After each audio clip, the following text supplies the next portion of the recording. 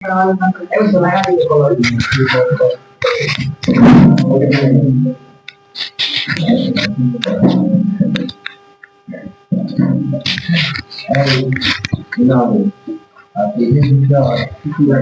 के तीन शीर्ष दिए गए हैं।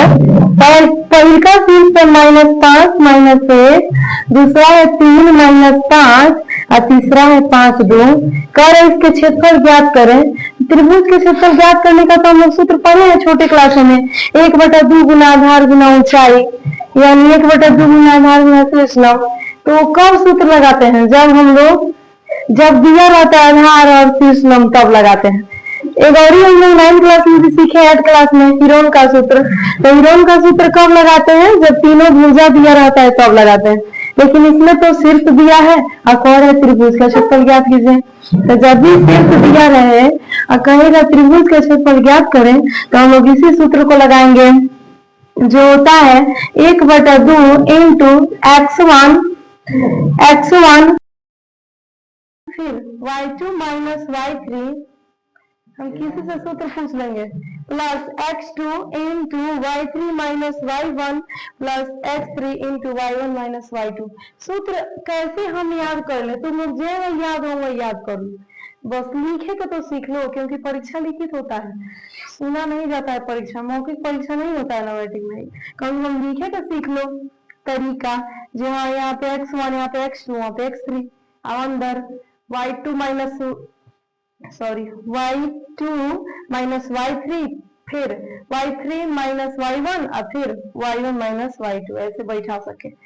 1/2 की जगह पर 1/2 लिख देंगे, ऐसे ओपन ब्रैकेट कर देंगे।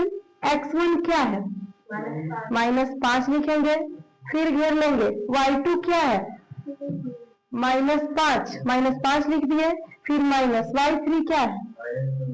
खाली 2 है, ठीक है। अब प्लस है तो प्लस। x2 क्या है? x2 3 है, फिर ओपन ब्रैकेट, यहाँ पे y3 क्या है? y3 2, फिर माइनस, फिर y1 का मान क्या है? -1, तो फिर -1, अब प्लस x3 क्या है? 5, और फिर घेर लेंगे। y1 क्या है? -1 लिख देंगे, फिर माइनस, फिर y2 का मान क्या है? -5 लिख देंगे। आप लोग एग्जाम में भी इसको कर सकते हैं। पहिलका को हमेशा याद रखना, पहले वाला जो कोमा से पहले रहता है उसको x कहते हैं, कोमा के बाद वाले चीज को y कहते हैं। सब में ऐसा ही कहते हैं। अब इसमें तो 3 जन है, तो पहचान कैसे होगा कि कौन पहिलका में के, कौन दूसरका में, कौन तीसरका में के? तो इसको लाइन से बैठा लेंगे।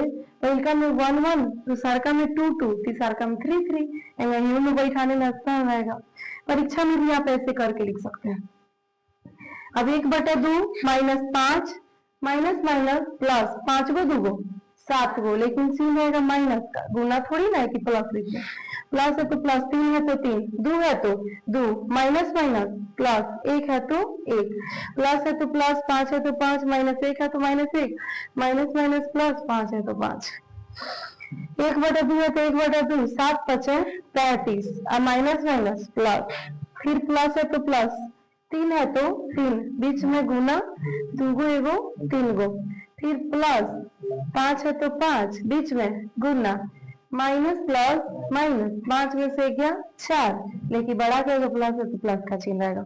1/2 35 है तो 35, प्लस है तो प्लस, 3 तिरका 9, 5 चौका 20।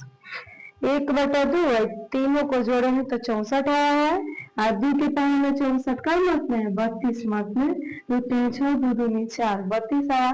लिखेंगे अतः त्रिभुज एबीसी का क्षेत्रफल बराबर 32।